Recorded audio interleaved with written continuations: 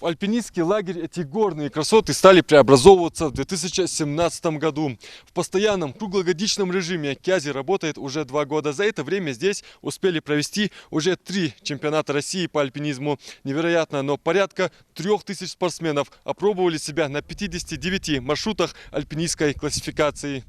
Массив Кязи усыпан каменными глыбами, которые то и дело угрожают отколоться и россыпью полететь вниз. Поэтому важно выбрать правильный маршрут, рассчитав все за и против. По степени сложности Кязи относится к наивысшей 6-й группе. Сейчас я покажу вам, где Протяженность, сложность совершенно восхождения. верно. Вот смотрите, вот характер рельефа, травянистый склон, протяженность, крутизна, ну и использование снаряжения. Адреналина им не занимать. Покорители скал крепки духом. Каждая их вылазка непредсказуема. Давай!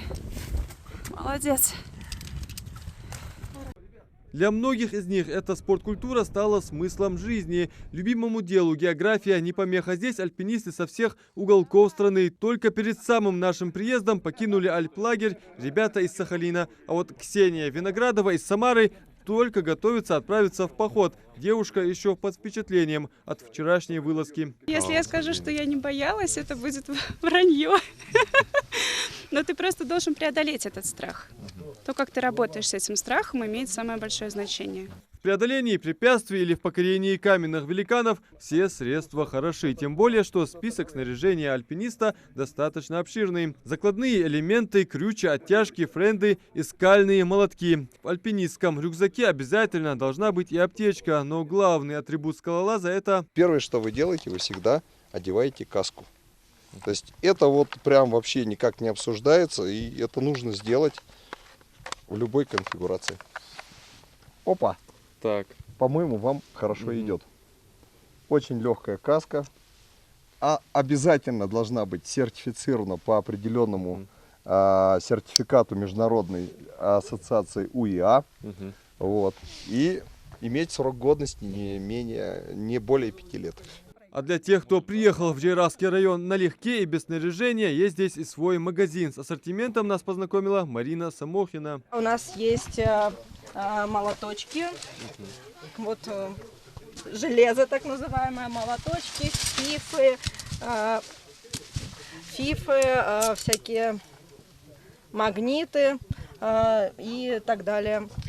С Нового года альпинистский лагерь посетили около 300 человек. К лету планируется принять до 1000 альпинистов. Местные красоты стремительно набирают популярность среди любителей активного отдыха. Богатство архаичного зодчества, ландшафт, который так и вдохновляет на подвиги, горные тропы, 6 уровней сложностей. Подобного не встретишь нигде в России.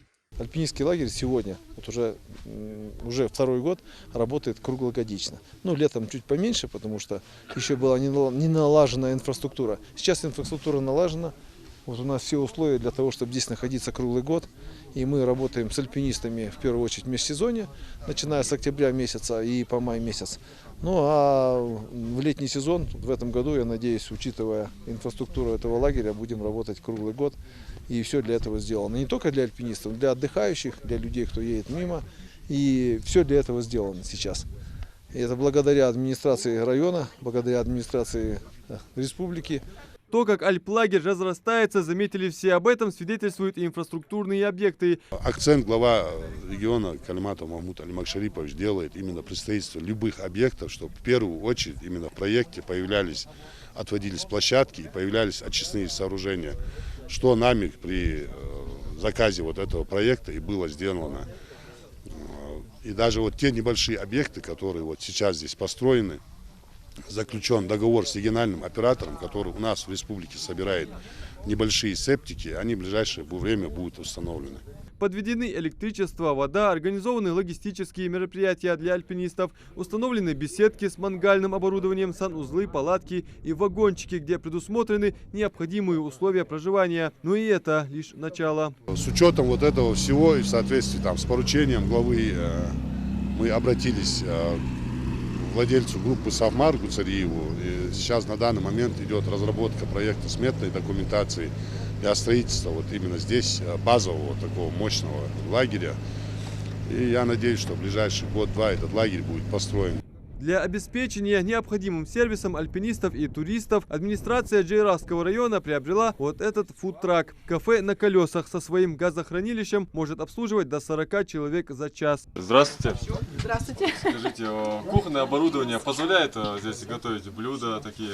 Конечно, у нас есть плов, вот представлены в меню. Плов, пирожки, салаты мы здесь делаем, картофель фри, наггетсы и сосиски гриль. Это все у нас можно приобрести, покушать, перекусить. Также вот беседочки, посидеть с красивым видом. Чай, кофе. Это все есть. Вкусные? Конечно, вкусные. Самые вкусные.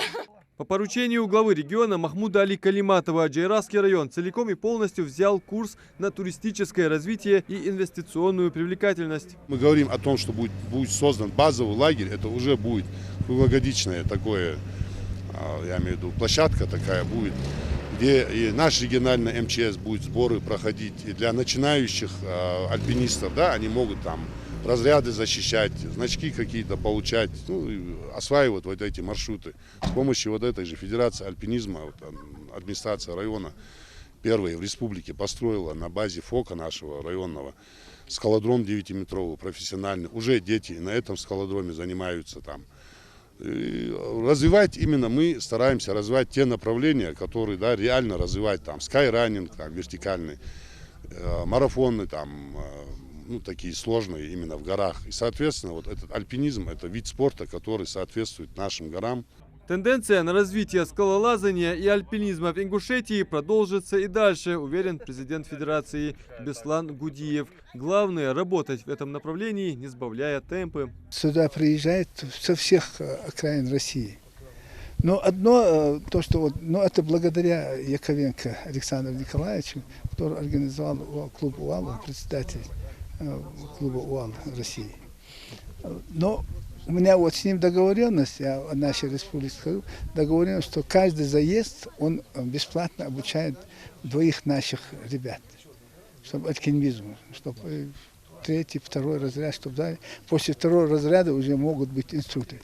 В альплагере Кязи обязательно присутствуют и спасатели. Для них это, кстати, тоже практика. Проводят сборы, учения. И просто люди, чье призвание спасать и предупреждать, оказываются рядом в нужную минуту. Так, недавно спасли бейсджампера из Белоруссии. Если бы не оперативность и командная работа, горя в горах было бы не миновать. федеральный спасатель, жить спасатель, Яковенко Александр Ярулович шалах, а саков яхрох, станизала, халга вaqt ko'rsak в принципе. А мы что еще сигуса? Да, су телефон тиyor, тугышты мәҗлисламызда, пейламызда икеде кылышты. Су тиyor, су телефон ха, что салсу, вертолет, сакал вaqt бес, горы алсу, хирва нуса.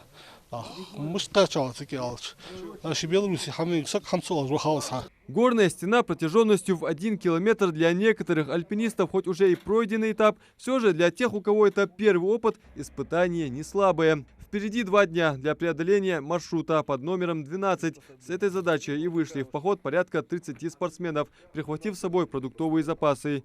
Вернуться только к вечеру. Адам Мережков, Асхаб Белок.